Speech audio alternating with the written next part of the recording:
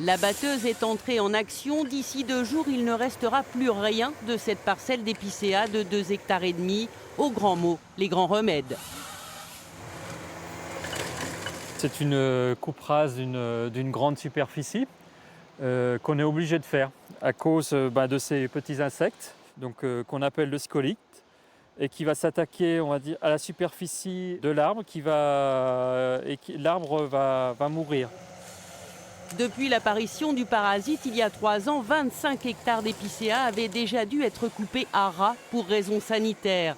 Mais après un nouvel été particulièrement chaud et sec, l'épidémie a encore gagné du terrain au Mont-Beuvray. La moitié du peuplement restant est infecté et doit être exploité plus rapidement que prévu. Les arbres que l'on coupe ont 35-40 ans, ils ne sont pas arrivés à maturité. Donc normalement, on les aurait laissés, on aurait continué à éclaircir pour avoir des arbres plus gros qui ont plus de valeur, comme bois d'œuvre. Donc là, on tape dans un capital. Un manque à gagner, une forêt mutilée avec demain 40 hectares à blanc et des leçons à tirer pour les exploitants de ce massif classé. Plus question, par exemple, de ne planter sur les parcelles qu'une seule espèce d'arbre. Reste à savoir par quoi remplacer les épicéas. En termes d'essence, pour l'instant, on est sur la réflexion avec les personnes compétentes.